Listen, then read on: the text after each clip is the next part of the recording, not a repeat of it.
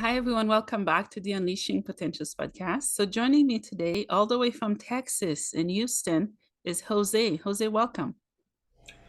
Hello, how are you? Welcome for having me and welcome for your wonderful audience. Thank you. I'm doing good. It's cloudy and cold, but other than that, I'm, I'm, I'm hot here. maybe we could swap the weather. Yes, yes, yes, yes, yes. Yeah. Finally, I'm so excited to have you on the podcast to come and share your story because you have quite the story. I'm going to give you the floor to tell us your story and introduce yourself. Well, thank you for having me again. My name is Jose Pereira. I'm Venezuelan born and became U.S. citizen after several years here in the U.S. And I was a long-term oil and gas worker.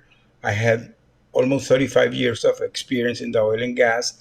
And when I came here to the U.S., was assigned with the parent company assigned me here to the U.S. It's a very large multinational with a large presence here in the U.S. And I became the CEO of that company at that time. That was in 2017.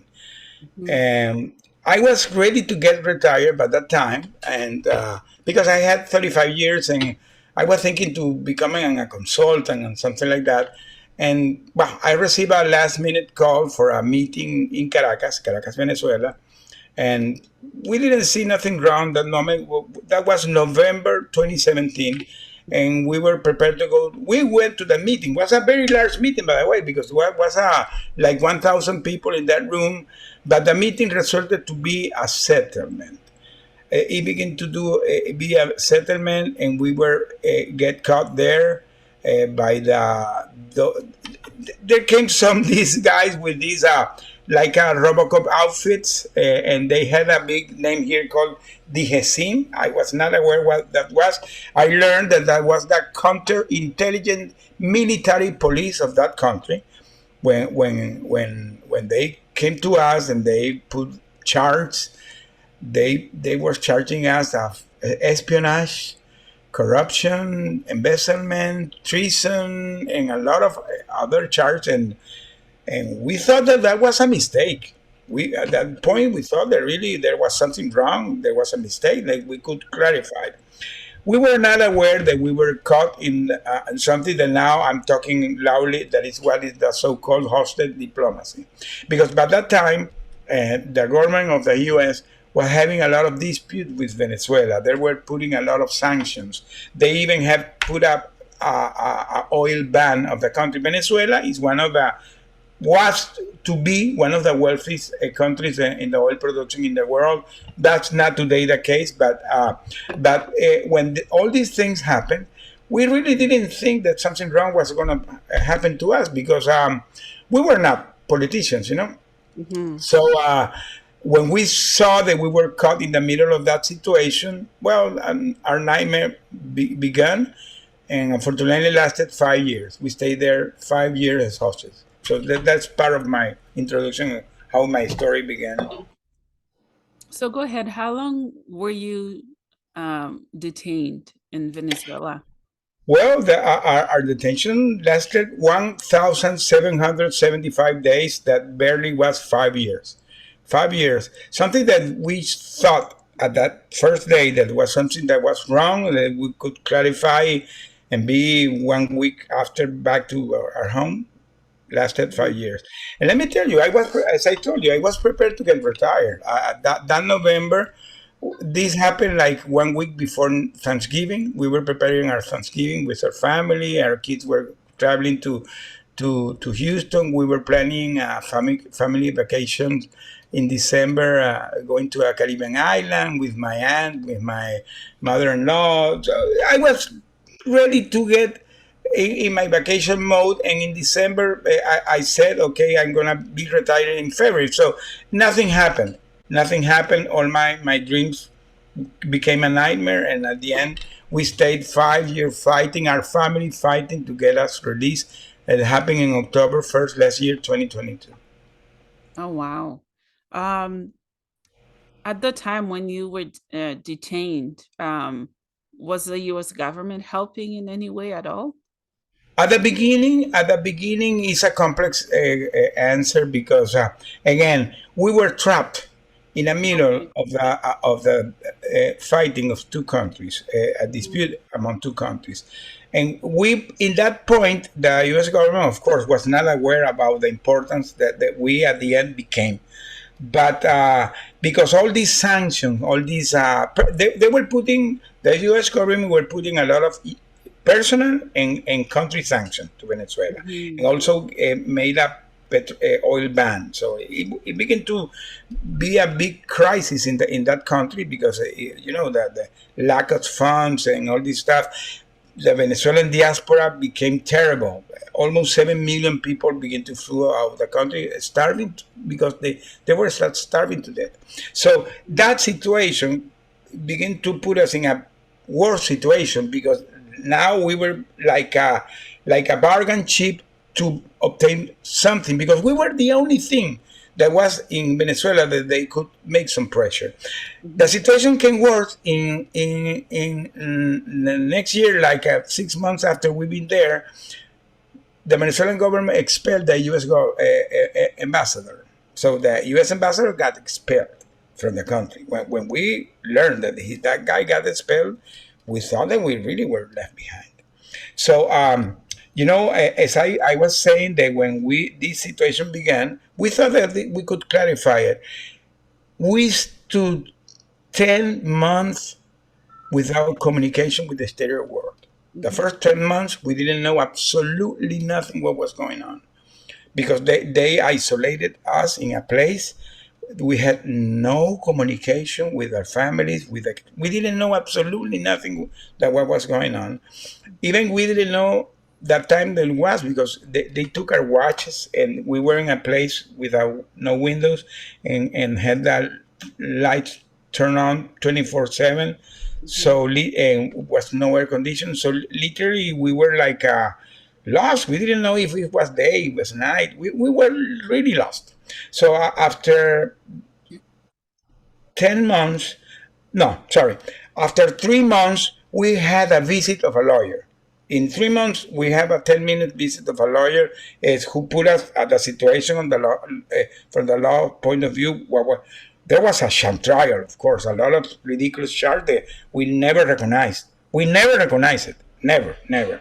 Mhm. But these guys were, because the way that the hostage diplomacy works is that they put you're a citizen of a country.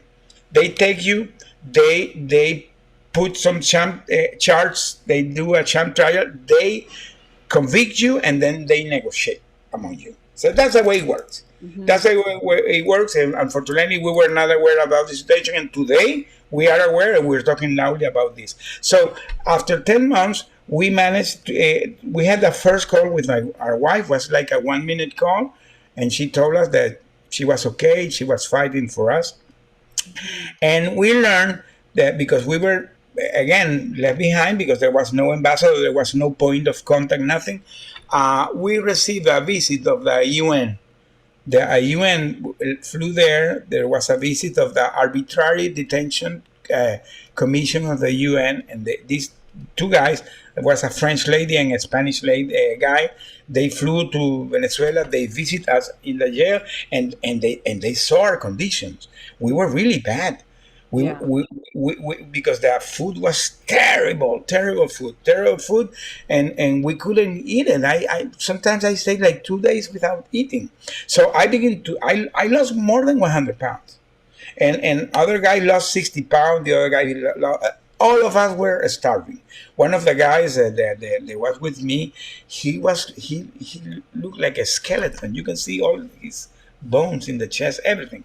So this guy, when they saw us in that condition, and we were with Mhm. lack of medicines, so this guy began to pressure to the government that they Mhm. should supply us food and medicine because we were gonna die. And well, that put that they accept our families to supply food and medicine. Our family had to supply it. So I have a son that he flew to Colombia because Colombia is in the border of Venezuela. In literally, he was supplying me the food and the medicine during the Mhm. rest of the years. almost 4 years, almost 4 or 5 years, I stayed there, taking care of my logistics. So when I began to receive these supplies, there was prepared food. There was a guy that today is like my brother because he took care of me during that time. So that guy began to supply me the food every 2 days in Mhm. some containers and with medicines. And when I saw these containers, there was these plastic containers that were black in the bottom. So I took the risk and began to smuggle letters to my wife. I began to smuggle some letters, and the first time I did it, my wife was scared to death when she saw the first letter because she saw that it was too much risk. But well, she took the risk and she answered me the letter, and we began to write down. We began to write down. I sent her a letter one day, and 2 days after, she replied to me, and we began to do it, and we stayed doing that almost 3 years. When I came back to here to the U.S., there was more than 1,000 letters written, and that's the base of what became my book.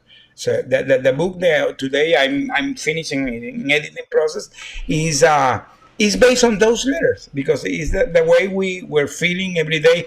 I began to write about what I was feeling that day, the situation I was going. It became like a diary, and that is part of that what we put in the book. I remember my editor every time we have talked, she said that she can stop crying because she said she sees too much emotion. I tell her it's because it's what I was feeling in that moment. So the book is in that process.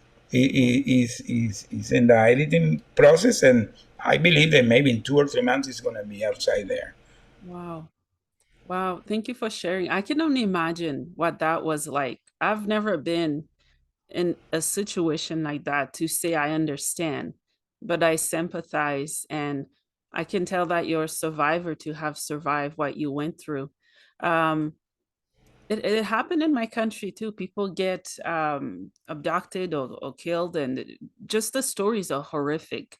Even though we're from the same country, like an example, even though I'm Canadian, but I'm still, from that country, for Okay. that to have happened to us could have been like in your own homeland, your own people doing that. Yeah. That's just heartbreaking. uh Yeah. yeah. Yeah, today we are part of this hostage community because now our family is part of and I am part of I advocate for a foundation that was started by the families of several hostage, American hostages. It's called the Bring Our Family Home campaign. So we are part of that campaign. And one of the former hostages that he was released like 3 months ago, he's a guy that you saw the movie Hotel Rwanda Yes. from Rwanda. Okay, he's the guy of Hotel Rwanda. His name is Paul Rusesabagina, and he was released like 3 months ago. He's part of the campaign, and now we are friends. We are friends. He lives in San Antonio, and I visit him. So, Mhm. because this is you become part of the family. This is I always say this: you become part of the family that you never wanted to be, but at the end, you become part of the family. Mhm. Well, continue with my story of the food cans. I begin to write, and at some point, the negotiation begin to have ups and downs between the U.S. and Venezuela. Sometimes we're good, sometimes we're bad. And by the way, my wife during the Trump administration went 2 times to the White House. She was invited 2 times to the White House, and they stayed several meetings with all the officers that can you imagine. Because one of the problems when you're in this situation, that you have to begin to navigate the bureaucracy of the government to get the message to because this is something that the only way you get out is if the government gets it Yeah. with it's the only way. It's Mhm. the only way. The other way you will stay there forever, like it's happening with other guys that are in other countries. So when we begin to see all this evolving on the communication between the two governments, our situation begin to improve a little bit, and then they leave us to have books to begin to read. At some point, I don't remember in what time frame, maybe 1 year after, we begin to have some opportunity to read books. Okay, when we had the opportunity to read the books, I began to read a lot. I read like 200 books, 300. more or less. But there was a particular book that I was always talk about this book because this for me really was like a game changer. There is a guy that he wrote that book in the World War II in a concentration camp, in the Nazi concentration camp. His name is Viktor Frankl, and the book is A Man in the Search of a Meaning. I strongly recommend everybody all the time. Someday I'm gonna ask royalty for that book, but because I always are recommending that book. But really, no, to tell you, it was a joke. Yeah. But I really, when I wrote that book, I understood what he was saying in that book, that the survivors of the concentration camp could survive because two things: they were believers in God, and they found a meaning in their life. Mm. They found the meaning of surviving for their family. When I saw that message, for me it was like, wow, this is what I had to do. So we begin to read not only that book, we begin to read the Bible. At some point, we got the Bible. We first was this pocket Bible, and then we full size Bible, and we all of us begin to read the Bible. We begin to pray, and then we decided at some point, because at the beginning we were all separated, but when our value began to raise, they put us together. The six, we were six. We were six guys. I plus two, my five top executives of the time. We were six, and it was funny because when our family began to go to the press for a release, it began to do a lot of noise in the media. If you go to 2019, 2020 time frame, you're gonna see a lot of news all over the world about our case, and the press put us a brand. They begin to call us the Citgo Six. I don't know where the name came, but we became the Citgo Six. And today we are, everybody knows her as the Citgo Six. So even in the jail, the people when they call us was, hey, Citgo Six, come here. So we became the Citgo Six. So the Citgo Six, we were put the six together, and they put us in a very tiny room. It was like a 100 square foot room, and that room became like well, our home. We were surviving in a 100 square foot room without no window, no, there was no running water even. So with the six became two. When we were there, we said, okay, let's manage how to survive here, and we did, and we created a plan because with the six of us, I recognize that we were all long-term oil and gas guys with a very planning mindset, and we did like a board meeting in that room, and we did a plan how to survive, and we began to do a plan for eating, for exercising, for reading, for writing, for reading the Bible, for praying, and at the end of the day, we were always shouting out an anthem that was, we need to go back to our house in strong in spirit and soul and body. So this became our anthem, like a 10:30, 11 in the night, after we had a long day doing things. Our days begin to pass very fast because we were like it was like a plan. And for us, really, to tell you the truth, it changed the situation because today I go my picture back, and it became like a was a day and a day. One day it became in a week. 1 week became in a month. 1 month it became in a year. And we're back. It was like yesterday. I remember when we were released, because there was a prisoner swap. At the end, they negotiated among us for two prisoners. So we were swapped in a Caribbean island called San Vincent in Grenadines. I don't know if you know it. So we landed in a plane in San Vincent and Grenadine, and the other guys landed there, and then we switched planes, and we were headed to a military base here in San Antonio, Texas, where they put us in a decompression process. And when we landed in the tarmac of San Antonio, I was stepping from the plane. My daughter, she always tell me that she got like surprised when she saw me that I was coming like from a family vacation. But I was so happy. I was so happy because I was happy First, because I was released, of course, but I was happy because we survived. Yeah. I was in the plane coming and saying, wow, say you did it.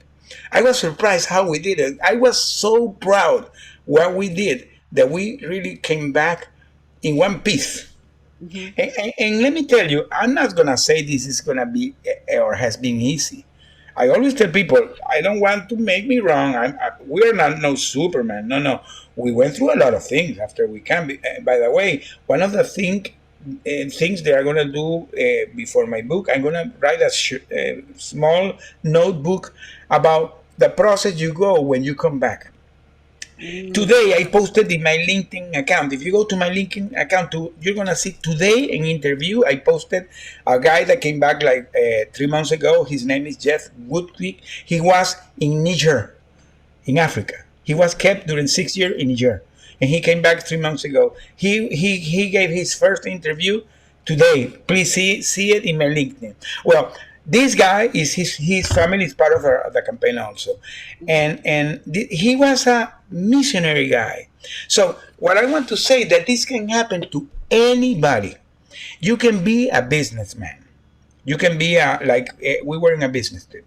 You can be a missionary like this guy. You can be a businessman going to a family visit like it happened to some guy in Iran. You can be a guy doing an environmental conference in a summit like happened to another guy. You can be a businessman in a trip like happened to another guy in China. Now there are several Americans that are kept in captivity only because their passport, only because they believe that they can do something, because that's the way the hostage diplomacy works. Hmm. By the way, this is not new. If you go back to the story, because today I have a newsletter in my LinkedIn account where I'm talking about this. I'm trying to educate people about this because this is something that became in the ancient world. You go back to the 3,000 years ago, you can see the Syrians and the Persians doing that. But the thing is that this evolved, and now this has become like a copy paste. Several countries with some kind of ideology mindsets that they want to gain some favors or some concessions for some countries that normally are first world countries like US, like UK, Australia, Belgium, French, etc. Do this thing. By the way, the Canadian government is one of the biggest supporters now of these. I'm going to be invited to Alberta. There's going to be a conference in Alberta, and maybe we're going to meet in person there.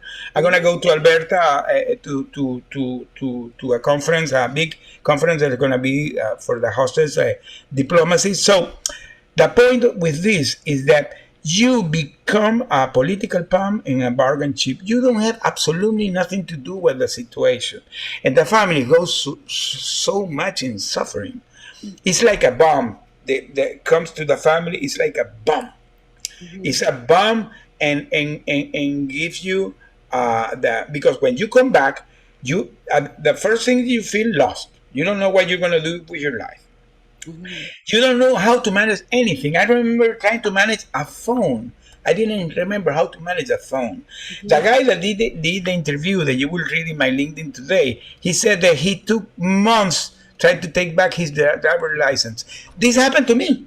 When I came back, because they stole all my documentation. So I tried to go to the driver license, and the lady was asking me for the old driver license, and I told her I don't have it. She didn't understand what happened to me. I was trying to restate a credit card, and the guy that was attending me say, "Hey, you lost your job yesterday? Yes or no?" I say, "Hey, I was kidnapped during 5 years. Come on." So this is something that the people don't understand. Yeah. Yeah. Yeah. Don't understand. It's so complex that don't understand. So that's why I'm trying to educate people how to really understand this situation. So now this is part of my new mission advocating for this cause. By the way, our family unveiled in May last year a mural in Georgetown, Washington. You can go and Google it. There's a mural in Georgetown with our faces. It's a muralist from Iowa that he does it with wheat and glue. His name is Isaiah Campbell, and we're going to unveil another one now in July 1st here in Houston. Here in Houston, we're going to do the another one There is another one that was unveiling Arizona because this basketballist player, Brittney Griner, she's part of the campaign and she's great supporting the campaign.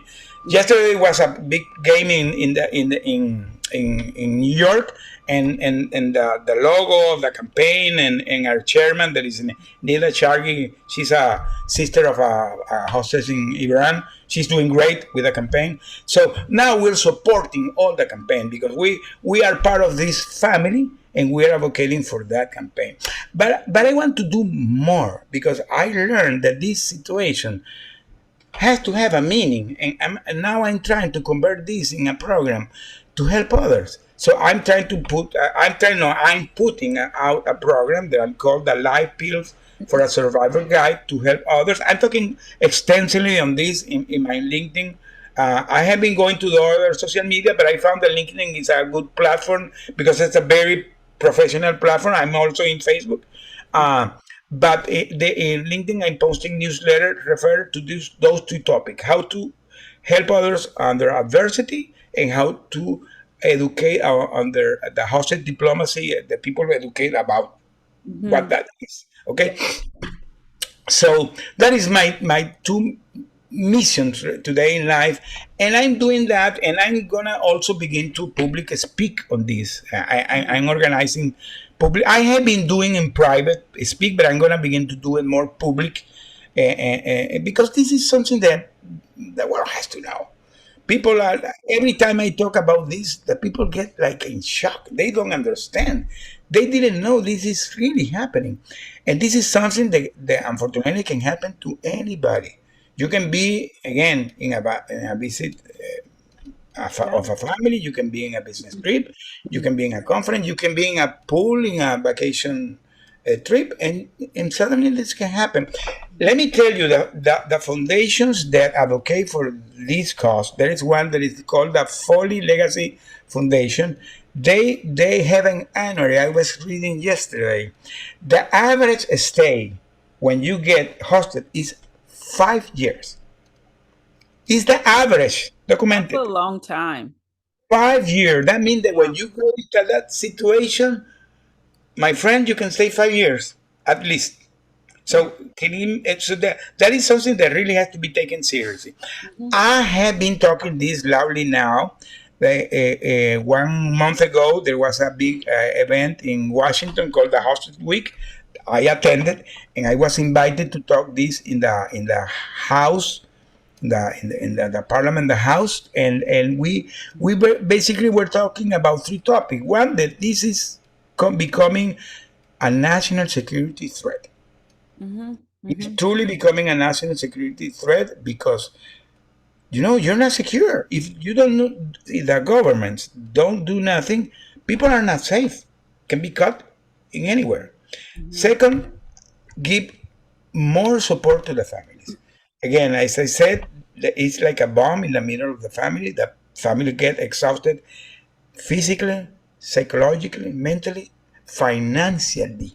Mm-hmm. Financially, I have learned cases that people had to sell their houses, their cars, take care of drain the saving, everything, because they need to support their family. If my family didn't support me, I wouldn't have died.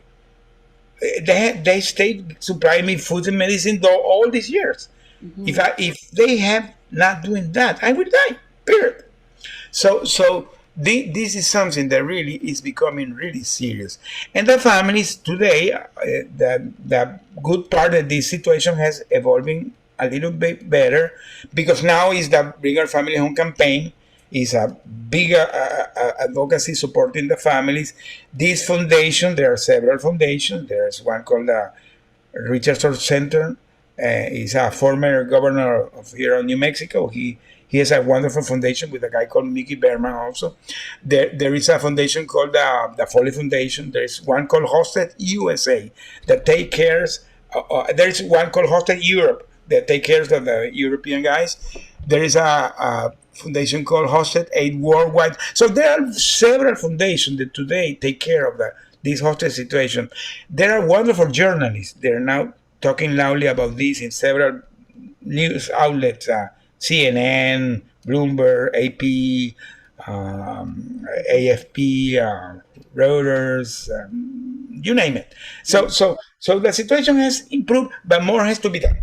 More has to be done, and part of my new advocacy is try to put my voice there to try to raise the awareness on this situation. Yeah, yeah, wow. I'm listening to your story and I'm inspired. You're right. People don't understand. They may say they do, but until it happens to them, to their family members, they will never get it. I've never been held hostage, but I can tell you, um, coming from a third world poor country, when I went there back to Haiti twice, I feared for my life the whole time I was there. I spoke the language, I looked like the people, and I was still in fear and I was still afraid. Yeah. And Yeah. yeah, your situation you were saying about trying to get licensed, to get back into the society that you Uh-huh, live uh-huh, in, uh-huh. you're right. More needs to be done. And just words are not enough. We Yes. need action.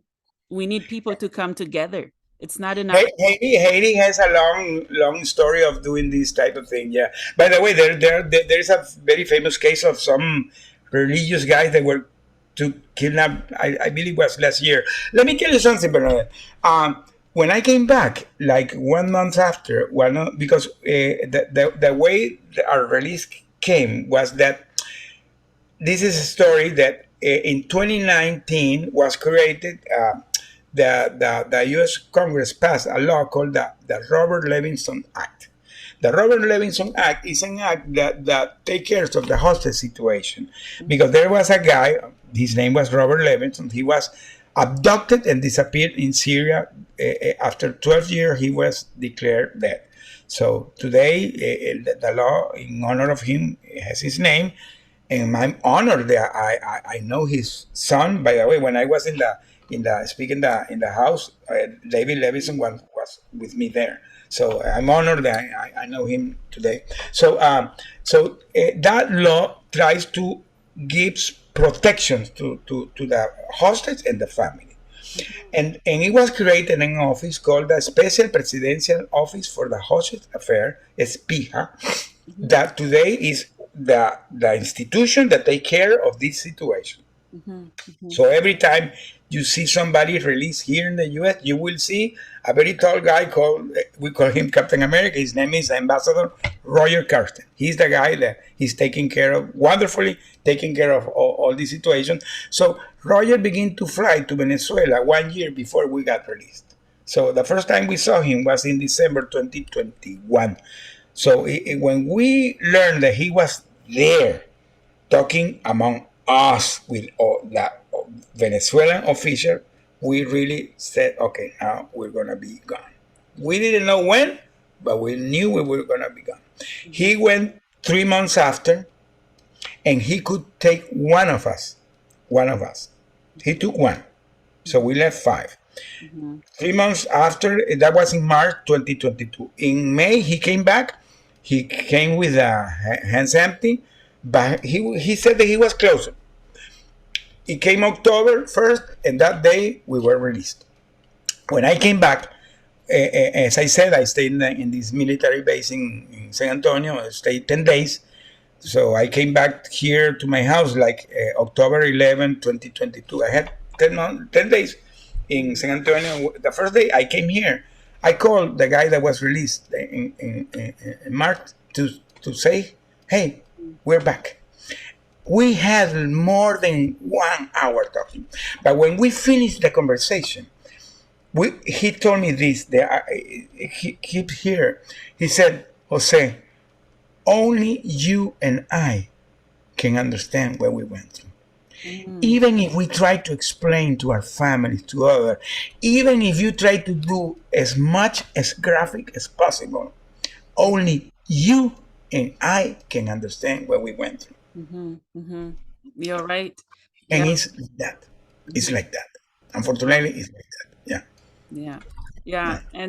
And I want to thank you for being you because what you went through was horrific. No one deserves to go through it.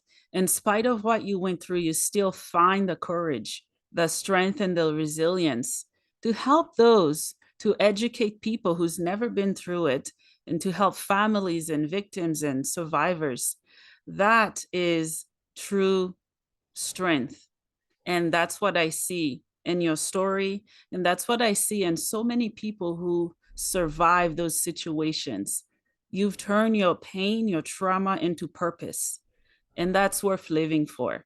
And I am so honored to be talking to you, to know you. So thank you. But because I found when we were there, and I'm gonna narrate that in my book, and I'm telling my editor that some people will think I'm making things because we went through a lot of mystical things there, and we saw we felt the presence of God. Period.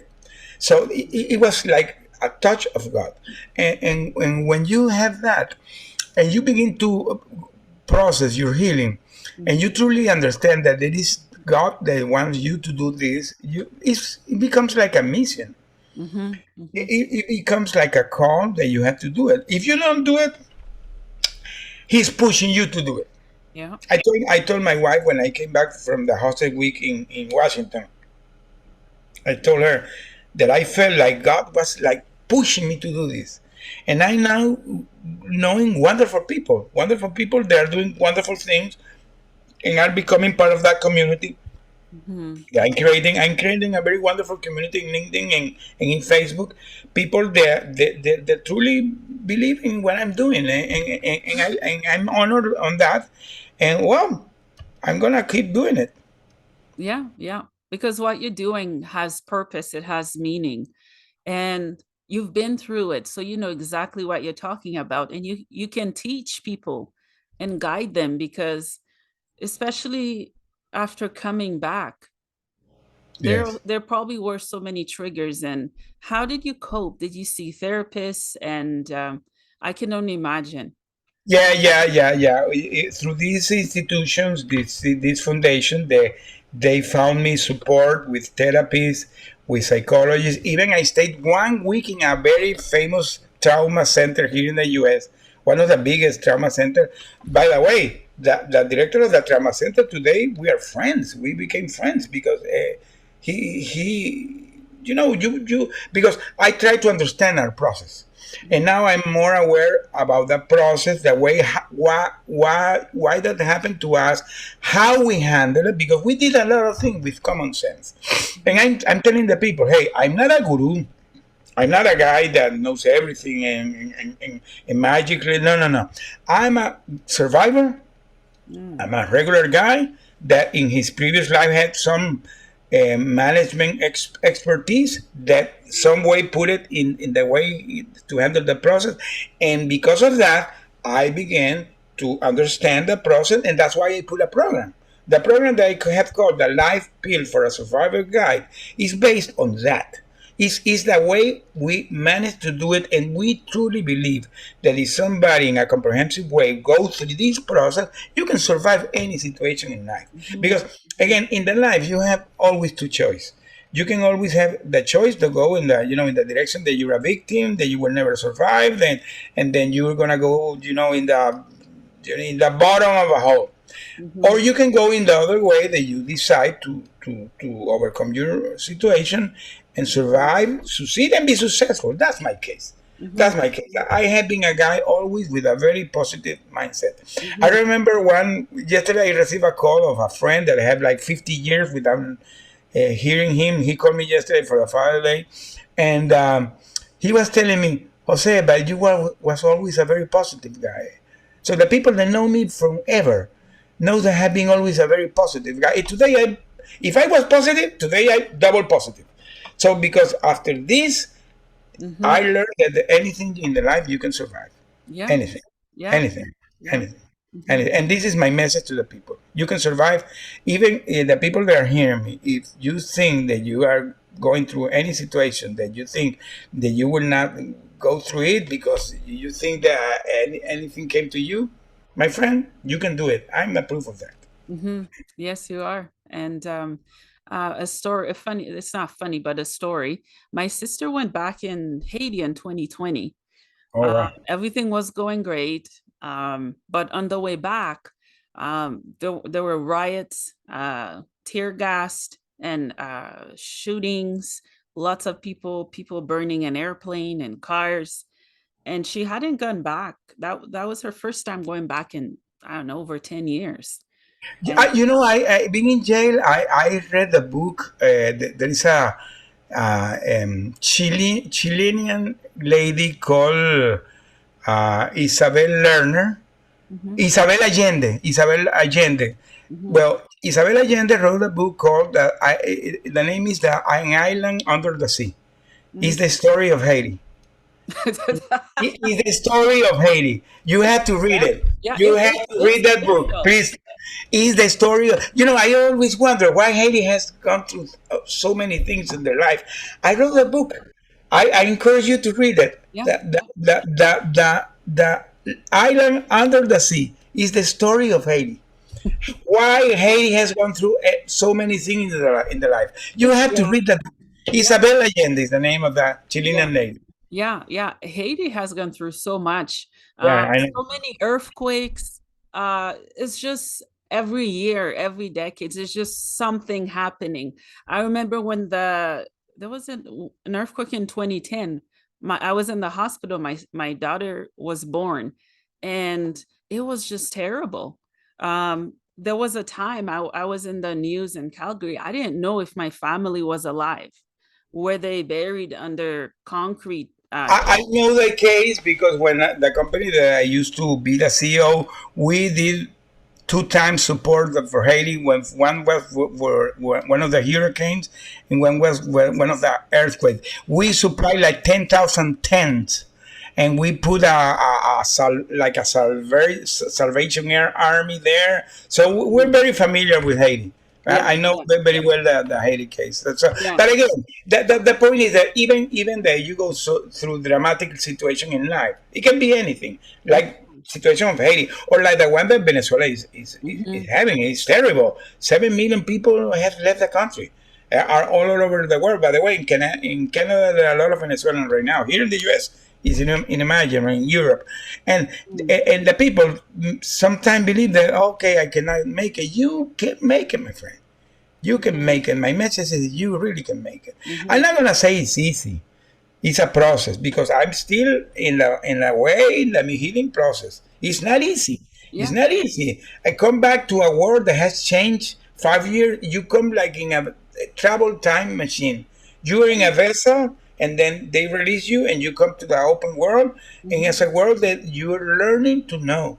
I came to a world after the pandemic. I didn't go in the pandemic because I was in jail. So I Yeah. didn't. So in some way, I was protected against the pandemic. Now I'm dealing with the pandemic thing. The people are going through issues because of the pandemic. They still Mhm. are going through issues, and I can tell them, okay, yeah, I understand you, but I went to a very dramatic situation, and I'm here, so you can do it. You can do it. Yeah. Yeah. Here's a question for you. What more can governments do to protect their citizens? And the Well, work, how can we work together to prevent what happened to you from happening to other people? Well, this is a very wonderful question because what this is one of the topics that now we're talking about, and the Foley Foundation and all these foundations they are doing wonderful work, and the Bring Our Family campaign also is doing it. Mhm. Is trying to raise that awareness and in Mhm. the government, because let me tell you two things. The first thing is that give the real status as a national security issue. That means that put in the top of priority because it's something that is threatening the people, normal people going on vacation. Can you imagine that the people begin to get scared and doesn't travel? It's going to hit the economy, by the way. So that's the first thing. Second thing is uh, put deterrence and punishment to this country that do this. So this is something that has to be elevated. I believe that this has to be elevated even to the UN level. Because this is something that is not only happening here in the US, it's Mhm. happening in countries like UK, Australia, France, Belgium. There's a guy that was released recently from Belgium. There are some guys that were released recently from Sweden. There's a guy that was last year from Australia, UK. There's a famous lady that was released 1 year ago. So there are cases that become very visible because of the families, all that thing they do. But it has to be something more official. That deterrent, the punishment. That conference that's going to be done in Alberta maybe in some months. I don't have the day yet. Is going to talk about that. What the government has to do to get together to put punishment and deterrent to this country to do this country the thing, because the hostage diplomacy is kind of a copy paste that is being applied from several countries. So many foreign countries, like I can name it, Iran, China, Afghanistan, Syria, Cuba, Venezuela, Russia, all these countries, they copy paste. They put together and they refine the technique. So this is something that become very refined, the way they handle. So this is something that had to be done. The U.S. government has put, for example, there is a ban in when you go to travel to go to a travel, you can go to a State Department. There's the official page. There is a category for countries that have banned. There is a new category called the category D. The category D is a ban for those countries that applied hostage diplomacy. So already is officially applied by the U.S. government as an official category. So the people before flying, they have to see if the country is safe or not. I cannot imagine. The other day I knew an American guy that was visiting Venezuela. He said, "You're crazy. You cannot go there. You're crazy. You can get caught." So this is something that has to become more official. That like a national security threat, there has to be more.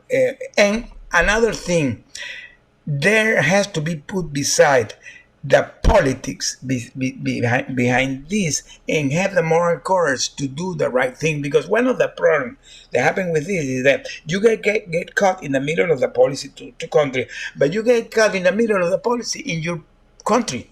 Because, for example, here in the US, there are two parties.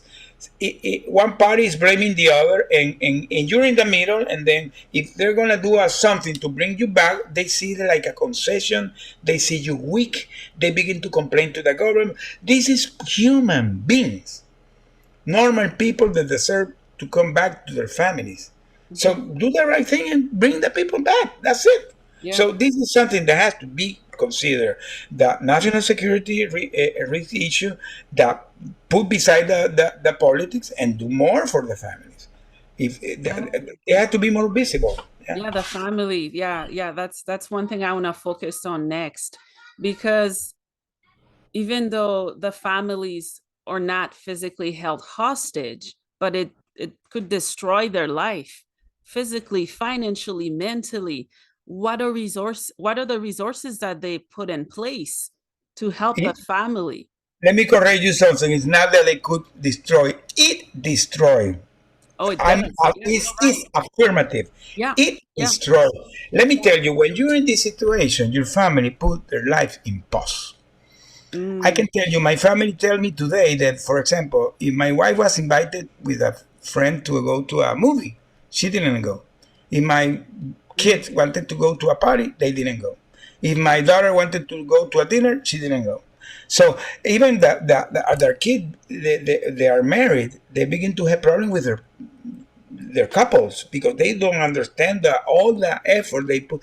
My son moved to Colombia to attend me during more than 4 years.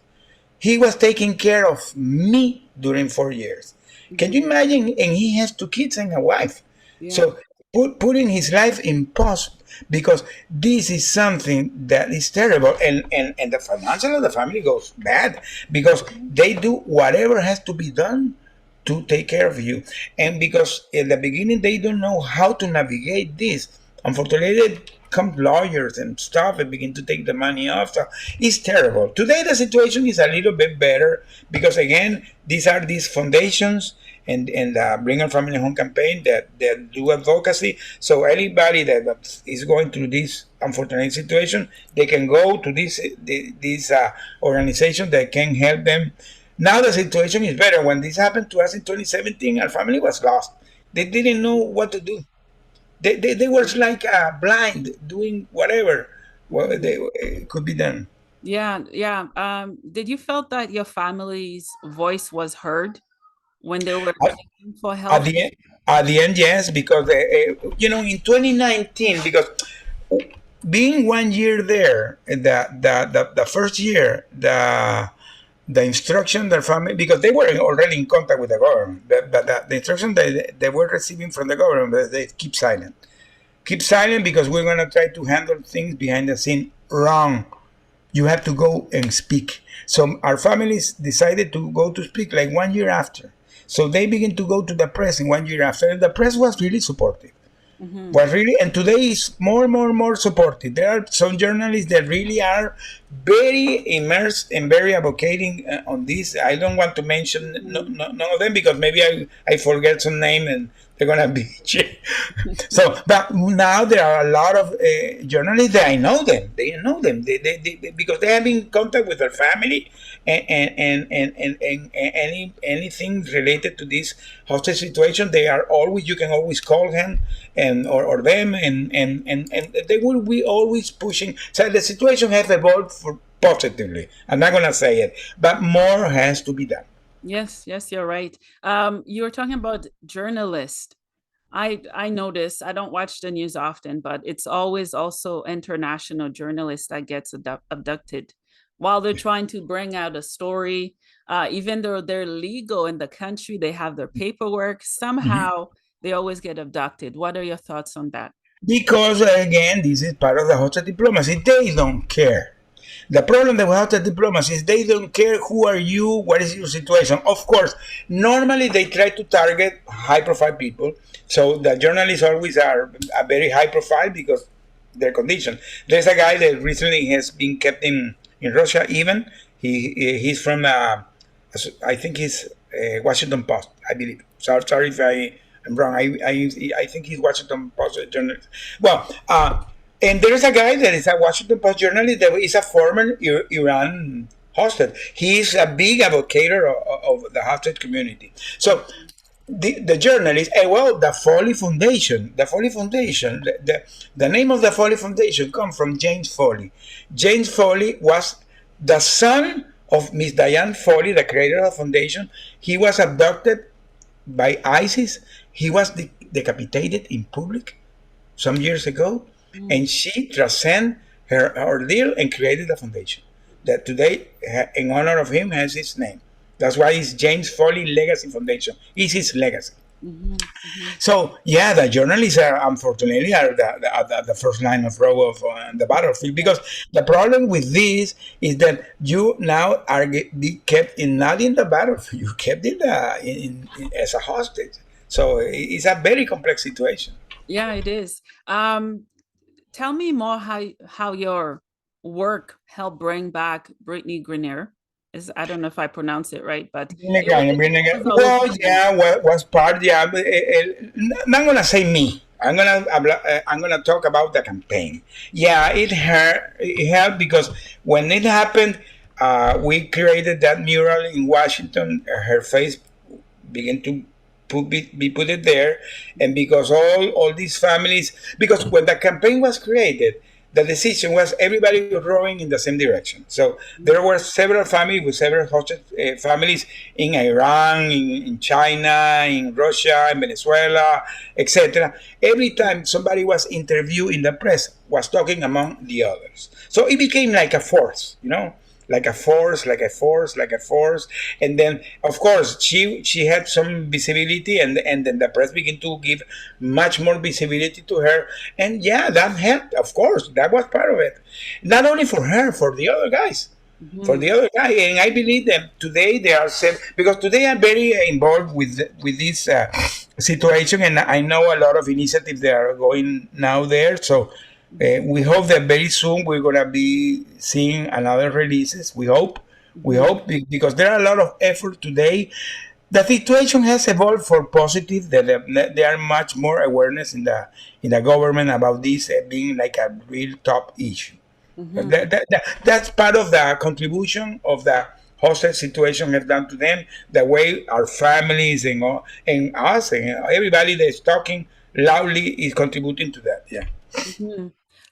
Do you think, in my opinion, I think there's still stigma around people like you who's speaking and doing the work. There are those who disagree and those who agree. Um, I can tell you don't care who agrees and Oh, disagrees. no, no, You're no! I in don't your care. I world. don't care. Let me tell you, I don't care because people. I remember somebody told me that if I want to be famous, I don't want to be nothing famous. I want to talk. I want to talk about this. Period. The people can think whatever you want to think. That's not my case. I don't care, to tell you the truth. And let me tell you, the problem with the hostage diplomacy is that sometimes the people tend to think, because the Brittney Griner is one case. She has fans, but also has detractors. Sometimes when I post things related to her or the campaign, I receive a lot of people saying, she's a thief, she committed a crime, blah, blah, blah, blah. I don't care about what people are saying, because at the end, I am clear what I'm doing. I'm in clear what is the real situation, because somebody can say, no, but you committed a crime. Why you were in that country? Blah, blah, blah, blah. I have Mm, heard about this, or why you're going to do a concession to that country, because if you do that, it's going to look as weak as Americans, and blah, blah, blah. So there are a lot of people talking about this. I don't care. I mhm. don't care. I believe I have a mission in life. I'm going to continue doing it, and that's it. Yeah, yeah. I think all of us are guilty of lots of crimes, but we're easy to point fingers based on where someone is in life. None of Yeah, you us are point, you saints. point one finger here, but three are pointing to you. Yeah, yeah. All of us are guilty of something. At the end of the day, it doesn't matter where someone is from. That's a human life you're looking at. You're Correct. saving a soul, you're saving a family, family members, right? Correct. Looking at the situation at a deeper meaning and level instead of looking at the shallow part, oh, American or Canadian. What does that have to do with a life? Nothing. Absolutely Living nothing. lives, nothing. And So, the situation are always the same. The situation are always the same. The suffering is the human being. That's what is important. mm-hmm, mm-hmm. Yeah, yeah, you're right. And I love all the work you're doing, your advocacy. And because of what you're doing, I know many people are not alone anymore because they have you as someone who understand and who can relate to what they're going through. So you're, Well, yeah, go ahead. uh, no, sorry. Go ahead. Continue. Yeah, Continue. yeah, I was just gonna say you're following your passion and mission, so keep doing that. No, let me tell you, Bernadette. For me, I'm gonna say something here. When I was in the hostage week in Washington one month ago, one of the lady of this SPA office, she came to me, say, "Hey, Mr. Pereira, let me take a photo with you." I said, "Why?" He said, "Yeah, because I'm gonna send some lady that the unfortunately she has his son in one of these countries for more than a decade, and is here my message, and I'm giving her hope." Oh, that was for me so touching. That was for me so touching that I said, okay, you're doing right. What Mhm. you're doing it right, because you're touching lives. And that pays off. Yeah. That really pays off. Mhm, mhm, mhm. It does. So are you looking forward to coming to Canada to share? I have been invited by the Canadian government. It was supposed to be like 2 months ago, but for some reason there was problem with the logistic, because it's going to be a big event. So I'm waiting for them to reorganize and reschedule. And yeah, they invited me, man. So maybe I'm going to be going there in the following months to talk about this. Yes. Okay, okay. So how many of those talks have you done? What are some of the places you've been? I have been talking in some organizations and some foundations. I have been writing articles. I've been writing articles. Mhm. They have been invited to some of these foundations. I have been doing well this in the house. I did this speak. I have been like training in this, because in my previous life I was a corporate guy. I never thought about this. I didn't have social medias, so for me this is totally new. I'm new in this. I'm like a baby with a new toy. That's awesome. So what's next in your journey, Jose? Well, What's next, finish my book. Finish my book. There is a Canadian producer, by the way, that I'm working with him for the series. He lives in Ontario, Mhm, and we have met like 3 or 4 times, but we're friends right now. He's working hard for a series there. mhm, I'm gonna launch my coaching and my speaking program, and continue my advocacy for the housing community. So these are my things today. mhm. My corporate world, my oil and gas expertise, I left behind. That is something from my past. Yeah, yeah. So where can my listeners find you if they would like to connect with you? Okay, well, as I said, I'm in all today. I'm in all the social media. I'm in Twitter and Facebook and Instagram and LinkedIn. I have that link tree that I can provide to you. That from LinkedIn you can go to all the social medias, and if you want to be aware about what I'm talking and writing, I'm having a newsletter in LinkedIn every week. I'm writing every week about this topic. I'm doing a newsletter and posting a small video. Very soon I'm going to have a YouTube channel also. But now you can go to my link tree or my LinkedIn, and you can find me there. And, Mhm, and and you can see there some hints. I have a blog where I'm posting about the hints of the advance of the book. So you can see everything there in the link. mhm. Yeah, I'll make sure I check it out. Please let me know when the book is out. I'd Okay. really love to get it to support you. Okay. Thank you. Yeah, Thank you. Thank you very much. yeah. Thank you very much. Do you have any final words or words of inspiration for those who are listening? Well, as I said during the all the interview, you can be in an adversity in the life. Can be anything. You can name it. You can be in a having a financial struggle. You can be having problem with your marriage. You can be having problem with your company. You can be having problem with your kids, with your health. You can be in any situation, but I can tell you that the way we manage to handle this, even with, again, we're not Superman, we're not a guru. I don't want to make me wrong. I'm a regular guy that I put in the situation that had to survive, and now are trying to share my thoughts, my knowledge, the way I handle it, the way I have been revalidating because I've been going through trauma specialist, therapist, try to understand all this process. Mhm, And now I bring you that to the table because this is what I want to do to try to begin to help people. So please, any adversity, always you have two ways to treat it. You can go to the wrong way, thinking you're a victim, or you try to overcome and transcend. I mhm, did it. I believe you can do it too. That's my final message. mhm. Well, Jose, thank you so much for your time. It has truly been it's an honor to know you and to give you my thoughts and to hear your thoughts and to connect. Thank you for helping those who are in need and for being a voice because there are so many who need help, but they're afraid to speak because of what people may think of them. And thank No, you for guiding. yeah, yeah. Thank you, Bernardet. By the way, I always follow you. You do all awesome things. I always are Thank looking at your you. posts and your stuff. So I'm really honored to be with you also because you have a wonderful program here. Thank you. Thank you so much. Thank you.